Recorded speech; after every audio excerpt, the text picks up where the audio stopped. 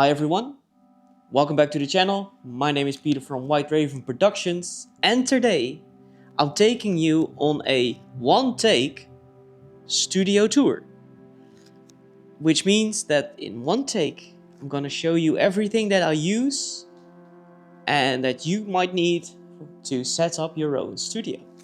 So we're talking backdrops, light modifiers, tripods, cameras, lenses, bounce boards, and some of the essentials that support the production in a studio.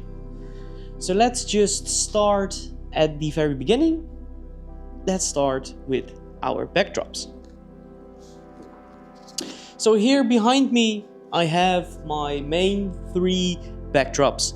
These are the main three colors that I use, apart from the white that is just the wall, because I often shoot just with the model against the wall, which works perfectly.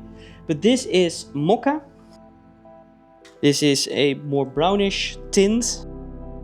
And I have bone, which is it's a bit of a yellowish white tint, which works really well. And then we have fashion gray. I use this very often. It's between white and black. It's a very useful color, and it works for a lot of various scenarios. Now let's talk about the second thing, which is C-stands. This is my overhead C-stand.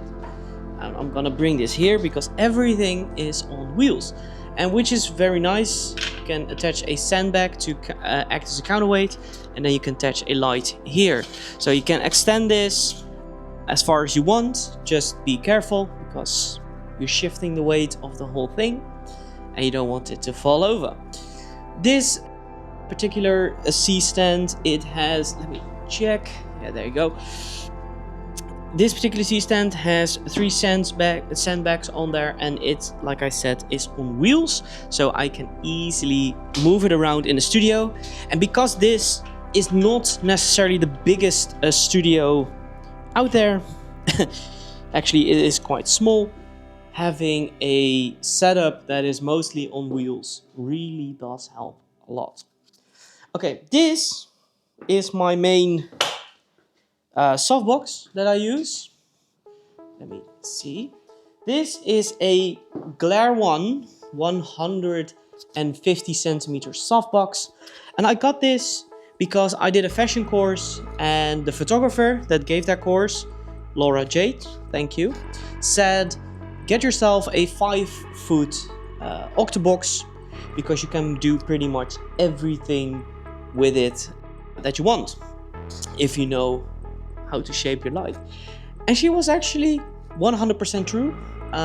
Got this, love it, it's very nice. I got very high ceilings here, which is very nice. I mean, I might not have the square meters for like a large massive studio, but I got the ceiling height, so I can put this up even above a model and still I have the clearance, so that's really nice.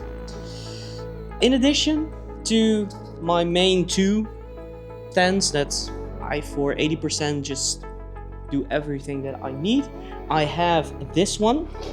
This is my tiny stand. I have no idea if it has a special name or something, but this is a stand that I use to clamp on a reflector when doing, for example, a portrait session, beauty shoots, that sort of thing. So when a model sits, this is my modeling chair, I suppose. You can put this in front and then clamp the reflector in here, and it lifts up the shadows underneath the chin and the eyes, and it works remarkably well. And because it's on wheels, it's very nice because it's out of the way in no time. Now, in addition, I have 2 extra stands here. This is a normal C stand, and it also houses a boom arm, and this is a C stand without a boom arm, but these are more backup, just in case I need them. I almost never do, which is nice, because that's the one thing in a relatively small studio size. This is 4 meters wide and this is 4.5 meters in length. So yes, it's not the most massive one. Because you just need to be smart with the space that you have.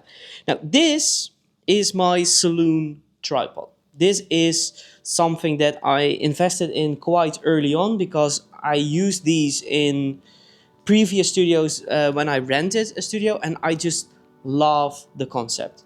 It's on wheels, so you can see here it's on wheels, so it can roll around and you can super easily lock them and then it won't move. And it has this lever on the back with which you can just, you know, move up and down the camera, and you can go sideways, which is incredibly nice. It's just one of these things, it just makes shooting in the studio so much simpler. When we're talking what's on this thing, this is the Canon R5. I use this now as my main camera. It's very nice, 45 megapixels, good autofocus, full frame, paired with this 24-70 RF 2.8L zoom lens from Canon. This is a amazing combination. I truly love this, and it's incredibly easy.